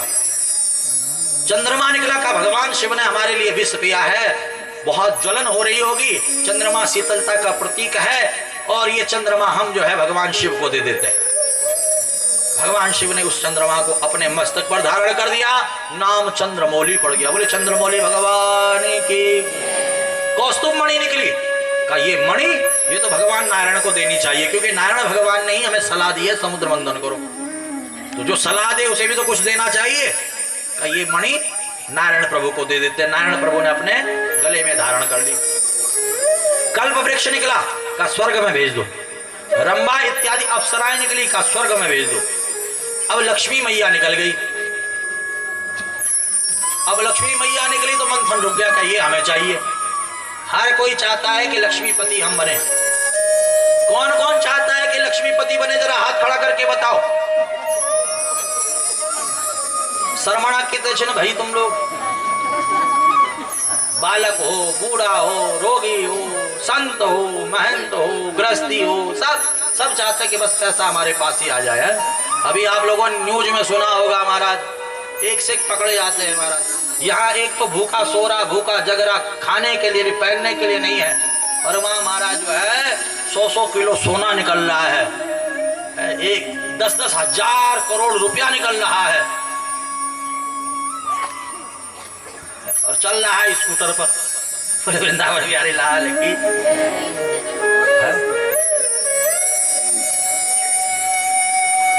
और लास्ट में क्या हुआ? कुछ भी नहीं, जेल मिल गई। धन की बहुत सारी गतियां होती हैं।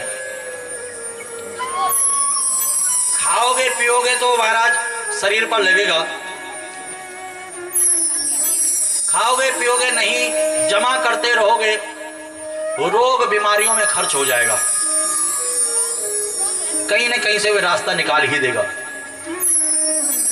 और केवल दान पुण्य ही एकमात्र ऐसा है जिस धन का आप सदुपयोग करते हो। आप यहां पर कथा कर रहे हो, आपका धन ये सदुपयोग में खर्च हो रहा है। या तो लोग इकट्ठा करते रहते हैं और छोड़ करके चले जाते हैं, या तो इकट्ठा करते वो दुख बीमारी रोग में चले जाता है। बच्चों के अंदर शराब की आदत लग जाती है, जुए की आदत लग जाती है, खर्च हो जाता है। और या तो आप दान पुण्य करके अपना नाम अमर कर देते हो, सत्कर्म करके अपना नाम अमर कर देते हो, अच्छा कर्म करके नमक। अब आपके ऊपर बात है, आप क्या कर रहे हो ये आप जानो, आपका मन जाने। अब लक्ष्मी जी जब आए तो सब आगे बढ़ गए, मुझे चाहिए मुझे चाहिए मुझे चाहिए, झगड़ने लगे। कहीं काम करो, इनके हाथ में माला पकड़ा दो, जिसके गले में माला पहनाएंगी उसी की लक्ष्मी जी हो जाएंगी। तभी से जयमाला का परंपरा चला है। जो शादी ब्याह में जयमाला होती है ना, ये तभी से चला है। अब इतने सारे राक्षस, इतने सारे देवता, अब कैसे पता चलेगा? हाथ में माला दे दो। लक्ष्मी जी माला लेकर के चली और सब ऊंट की तरह गर्दन आगे कर रहे हैं, मेरे गर्दन में डाल दो। ये राक्षस है, इनके गले में तो डालूंगी नहीं।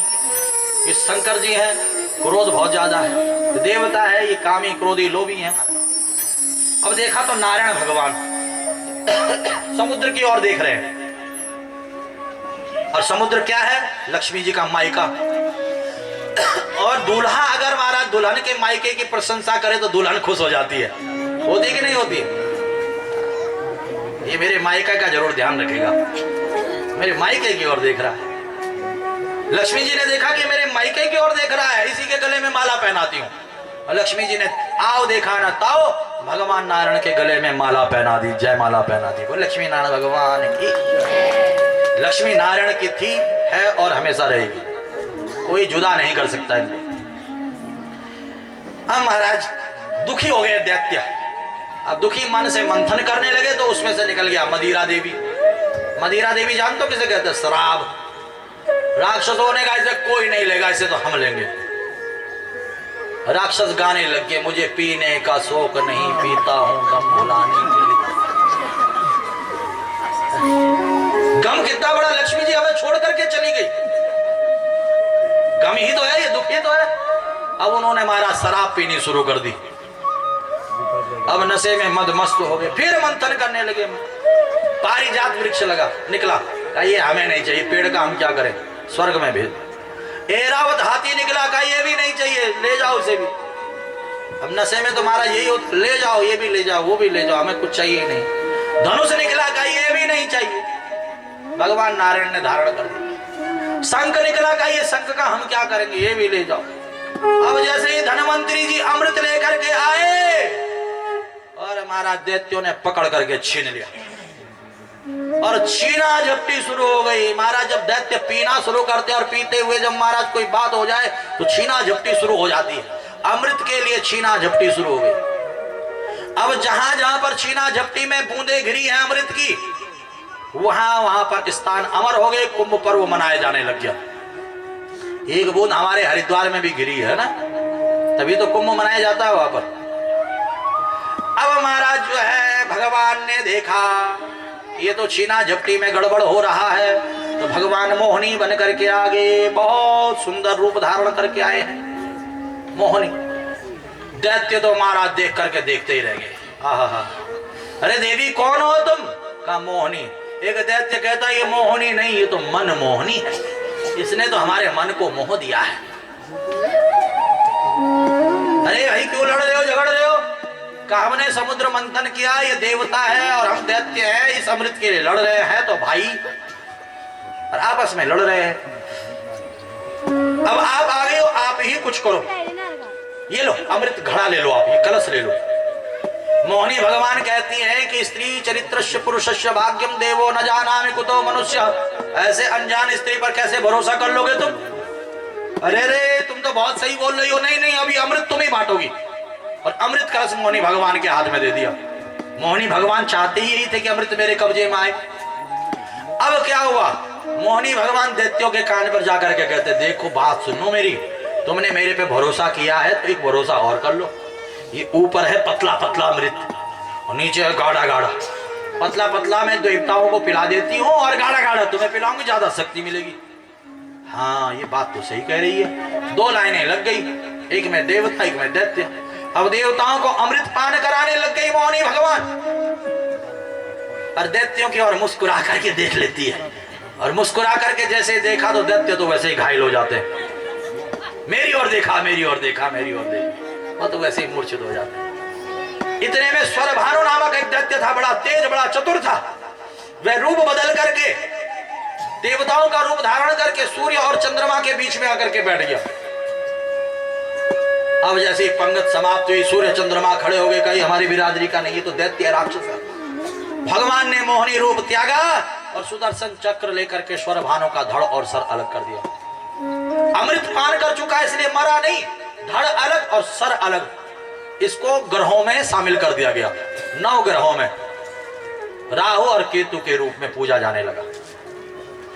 परंतु तभी से सूर्य ग्रहण और चंद्र ग्रहण होने लग गया है, क्योंकि सूर्य चंद्र को खा तो नहीं सकता है राहु केतु, ईर्ष्या करता है, द्वेष करता है, अपना दुश्मन मानता है। तो ये सूर्य और चंद्रमा के आगे छाया रूप में जब भी आता है तब ही ग्रहण काल होता है। ग्रहण काल में भजन किया जाता है, पूजन किया जाता है, ताकि सूर्य चंद्र को बल मिले और उस बल से ग्रहण काल में राहु केतु से मुक्ति मिल जाती है और भक्तों की मनोकामना पूरी हो जाती है।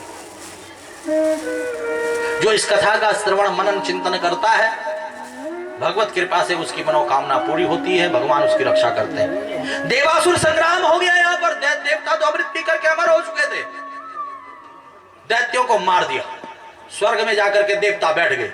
गुरु शुक्राचार्य जी ने मृत संजीवनी विद्या से दैत्यों को जीवन दान दिया और कहा जो 100 यज्ञ करता है उसे इंद्र बनना पड़ता है, इंद्र आसन से मिल जाता है 100 यज्ञ करने वाले को। अब महाराज उस समय पर दैत्यों के राजा थे बलि, बलि ने यज्ञ करने प्रारंभ कर दिए। 50, 60, 70 यज्ञ हो गए, देवता घबरा गए, अब तो स्वर्ग छोड़ना पड़ेगा लगता है। अपनी माँ अदिति के पास आए, माँ कुछ करो। जब बच्चों के ऊपर संकट आता तब माँ के पास भागते हैं, माँ कृपा करो, माँ दया करो, माँ रक्षा करो। समझ रहे हो नहीं समझ रहे हो? बच्चों के ऊपर कोई भी कष्ट आता पिता से कोई नहीं कहता है, माँ के पास चुपचाप जाकर के कहते हैं 1000 रुपया चाहिए। अब माँ कैसे भी करके जो है जुगाड़ करके बच्चे को दे देती है। माँ बच्चे को सुधारती भी है तो माँ बच्चे को बिगाड़ती भी है, और माँ बच्चे की हर पल रक्षा भी करती है। अब देवता अपनी माँ के पास आ गए। माँ ने कहा घबराओ नहीं, कुछ करती हूं। माँ ने पयोव्रत धारण किया, दूध पी करके भगवान नारायण का व्रत रखा। भगवान नारायण ने कहा घबराओ नहीं, मैं बेटा बन करके आऊंगा, और भगवान वामन बन करके आए। बोले वामन भगवान की। सबने वामन भगवान का पूजन किया। गुरुजी ने गुरु मंत्र दिया, गायत्री मंत्र यज्ञोपवीत संस्कार कराया। कहा गुरुजी क्या दक्षिणा दूं? कहा 3 लोक मुझे दो। कहा कहां से दूं? कहा बलि से लेकर के आओ। और भिक्षा मांगने के लिए बलि के पास गए हैं। बलि ने संकल्प किया है और भगवान ने अपना रूप बढ़ाया। पहले चरण में ऊपर के 7 लोक नाप लिए, दूसरे चरण में नीचे के 7 लोक। बलि को बांध दिया। कहा तीसरा चरण कहां रखो? कहा धन बढ़ा के धनवान बढ़ा। कहा जब धनवान है तभी तो धन है। कहा तीसरा चरण मेरे सर पर रख। बलि को बंधन मुक्त किया, सुतल लोक का राज्य दिया। कहा आपको द्वारपाल बन करके रहना पड़ेगा। भगवान ने तथास्तु कहा, भगवान द्वारपाल बन गए। लक्ष्मी जी ने देखा कहां मेरे नारायण। नारद जी ने कहा नौकरी कर रहे हैं। कहा कहीं की नौकरी? का चौकीदारी की। द्वारपाल। लक्ष्मी जी गई, बलि के हाथ में रक्षा सूत्र बांधा, तभी से राखी का त्योहार मनाया जाता है। कहा भैया मेरा जो द्वारपाल आपका है ना नारायण, वो मुझे दे दो। हाथ में दे दिया। हाथ भगवान ने कहा जा तो रहो, एक रूप से ये रहूंगा और एक रूप से आपके साथ, लक्ष्मी जी के साथ। अस्वस्थामा बलिर्व्यासो हनुमानस्य विभीषण कृपा परशुरामश्च शब्देते चिरजीविना। बलि आज भी सुतल लोक में राज्य कर रहा है और भगवान आज भी द्वारपाल बने। बोले भक्तवत्सल भगवान की। जो अपना सर्वस्व भगवान को समर्पित कर देता, भगवान हमेशा उसके द्वारपाल बनकर के रहते हैं। आगे चल करके यहां पर सूर्य वंश का वर्णन किया गया है। सूर्य वंश में भगवान राम जी का आगमन हुआ है। आदो राम तपो वनादिगमनम भृत्वा मृगं कांचनम वेदे हरणम जटाय वरणम सुग्रीव संभाषणम बाली निग्रहणम समुद्रतरणम लंकापुरीं दानम पश्चात रावण कुंभकर्ण हननम एतद्धि रामायणम। ध्यान देना, राम कृष्ण दो एक है, अंतर नहीं निमेष। उनके नयन गंभीर है तो इनके फल विशेष। राम और कृष्ण में कोई अंतर नहीं है, दोनों एक ही हैं, दोनों नारायण के ही अवतार है। बस अंतर इतना है कि राम प्रभु मर्यादा पुरुषोत्तम है तो कृष्ण प्रभु लीला पुरुषोत्तम है। राम प्रभु जो भी कार्य करते हैं मर्यादा में रह करके करते हैं, और कृष्ण प्रभु जो भी कार्य करते हैं लीला करते हुए। राम जी से मर्यादा मांगी गई है, जिसके अंदर मर्यादा होती है वही कृष्ण कथा को समझ सकता है, कृष्ण कथा को जान सकता है। यहां पर राम जी के चरणों में प्रणाम किया है। रघुपति राघव राजा राम, पति तो पावन सीताराम। रघुपति राघव राजा राम, पति तो पावन सीताराम। श्री राम जय राम जय जय राम, श्री राम जय जय राम, श्री राम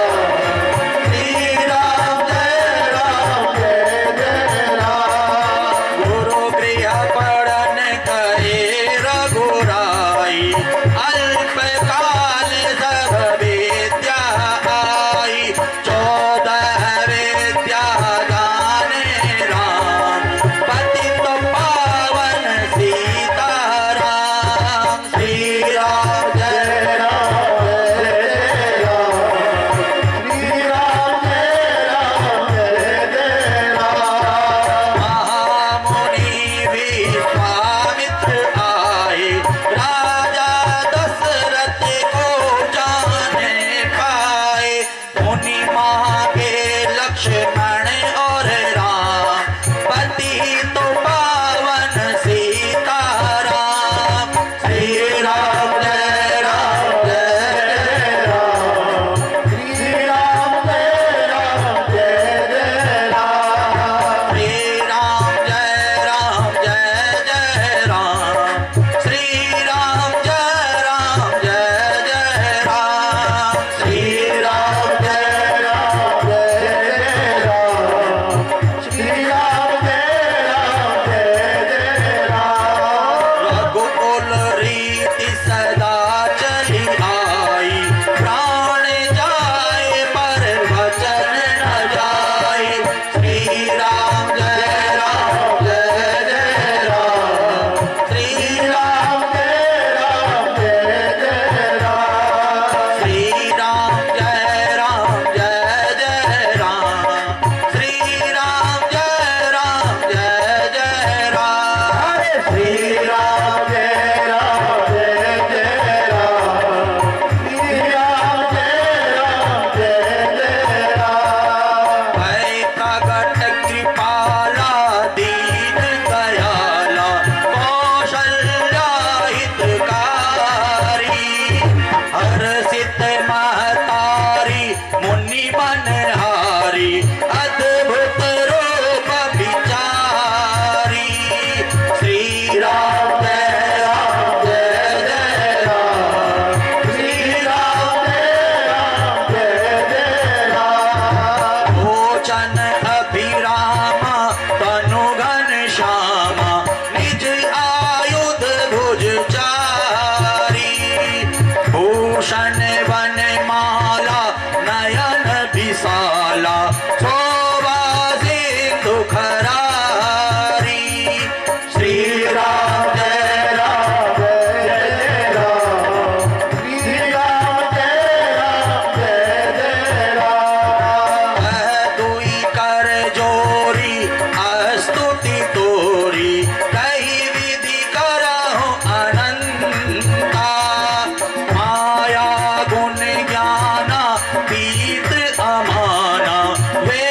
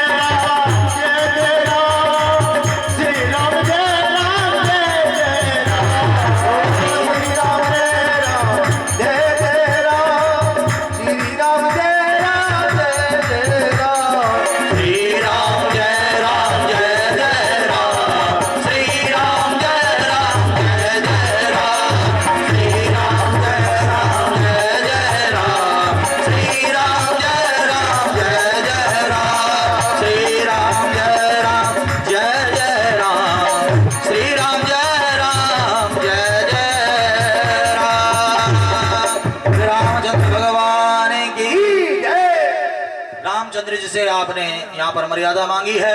आइए, बहुत ही 2 मिनट आपसे लूंगा। कृष्ण जन्म के लिए आपको लेकर के चल रहा हूँ। मुझे पता चल चुका है कि आप लोगों को लेट हो चुकी है, आप दूर दूर से यहाँ पर आए हुए हो। दूर दूर आप लोग आया छे, आप गोरू वाला भैंसा वाला घर में आप लोगों का बाल बच्चा वाला आप जल्दी जान वालो।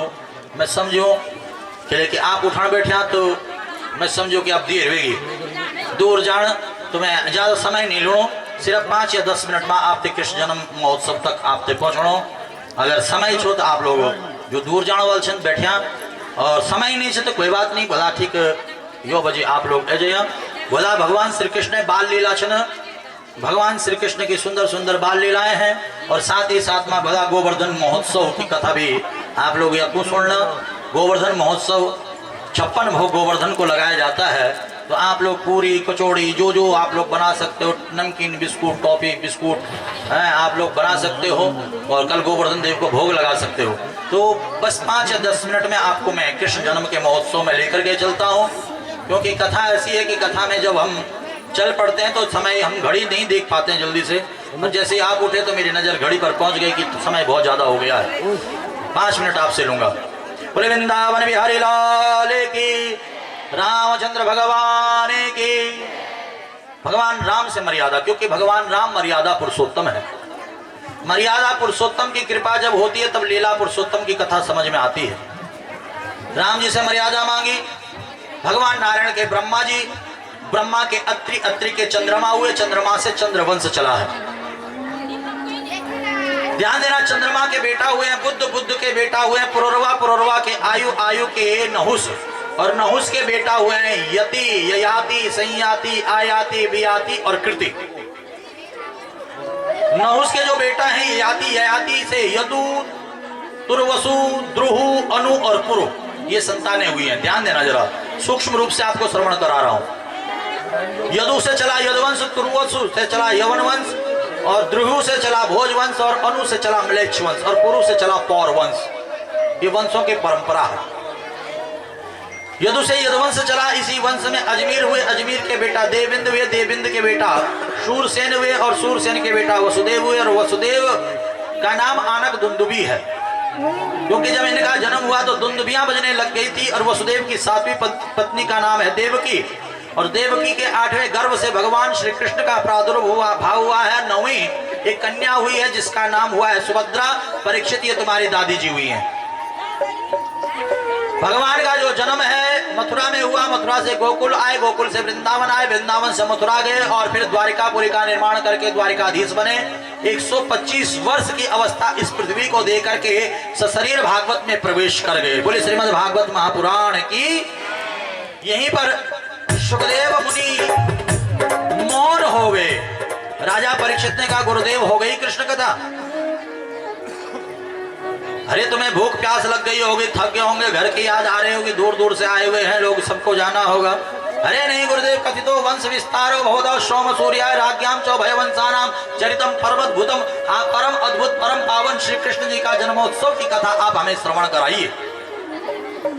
इस कथामृत का पान करते करते बड़ा आनंद आ रहा है। तो सुखदेव मुनि कहते हैं, जब श्रोता सुनने वाला हो तो वक्ता को सुनाने में परम आनंद आता है। सुखदेव मुनि कहते हैं, मथुरा में राजा है उग्रसेन। उग्रसेन की पत्नी का नाम है पद्मावती, और पद्मावती है गर्भवती। पद्मावती है गर्भवती। बगीचे में गई, राक्षस की छाया पड़ी, गर्भ का जो बालक है वह राक्षस हुआ। उसका नाम हुआ कंस। कंस बड़ा ही अत्याचारी पापाचारी हुआ, अपने माता पिता को जेल में बंद कर दिया, खुद ही राजा बन गया। कंस ने घोषणा कर दी, जो मुझे मल्ल युद्ध में पराजित करेगा मैं उसका सेवक बनूंगा, और जो मेरे से पराजित होगा उसे मेरा सेवक बनना पड़ेगा। कंस ने अपने मल्ल युद्ध में अकासुर को, बकासुर को, धेनुकासुर को, व्योमासुर को, केसी को, पूतना को, सक्टासुर को, तृणावर्त को, बड़े बड़े राक्षसों को मल्ल युद्ध में पराजित करके अपने अधीन कर दिया। ध्यान देना, पृथ्वी घबरा गई। पृथ्वी गौ का रूप धारण करके देवताओं के पास गई, और गौ रूपी पृथ्वी को देख करके देवता ब्रह्मा जी के पास गए, और ब्रह्मा जी ने भगवान नारायण का ध्यान किया। नारायण प्रभु ने कहा कि जब जब होए धर्म की हानि बाढ़ी असुर महाअभिमानी तब तब धरि प्रभु विविध शरीरा हरे कृपा निधि सज्जन पीड़ा। अब मेरा अवतार लेने का समय आ गया है और मैं अवतार लूंगा और कंस का संहार करूंगा, घबराओ नहीं। कंस ने आज मन में विचार किया कि मैंने कोई पुण्य नहीं किया है, एक पुण्य कर देता हूं। चचेरी बहन देवकी का विवाह वसुदेव के साथ करता हूं। बहन को विदा कर रहा था, रथ में आकाशवाणी हो गई, हे कंस, जिस बहन के विवाह में तू इतना आनंदित है, इतना प्रसन्नचित है, इसका अष्टम गर्भ तेरा काल होगा। कंस ने मयान से तलवार निकाली, देवकी के केस पकड़े और देवकी को मारने लगा। वसुदेव जी ने हाथ पकड़ लिया, बहन का विवाह और विवाह के समय पर तू वध कर रहा है, ऐसा मत कर। सुना नहीं इसका अष्टम गर्भ मेरा काल होगा। अरे तुझे इसके गर्भ से डर है, इससे कोई डर नहीं है। जितनी भी संतानें होंगी मैं तुझे दे दूंगा, तू उन्हें मार देना। कंस ने एक एक करके 6 संतानें मारी हैं। 7वां गर्भ जब देवकी का हुआ, भगवान ने योग माया से कहा तुम इस सप्तम गर्भ को देवी रोहिणी के गर्भ में पहुंचाओ, स्वयं नंदरानी यशोदा के गर्भ में जाओ और मैं अष्टम गर्भ के रूप में आता हूं।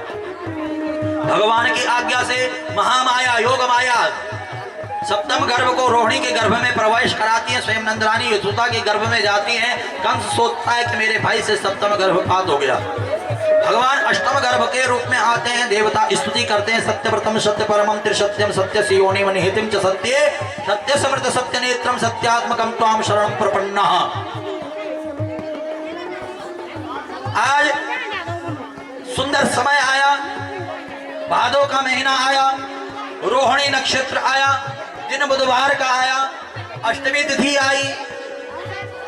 एक रात्रि के 12 बजे सब सोए हुए थे, पहरेदार सोए हुए हैं, कंस सोया हुआ है, सब सोए हुए हैं और भगवान कारागृह में प्रकट हुए हैं। सशंक चक्रम सकरीट कुंडलम सफेद वस्त्रम शिरसारोहेक्षणम शहार वक्षस्थलकोस्तुवस्त्रियं नमामि विष्णुं शिरसाम चतुर्भुजम।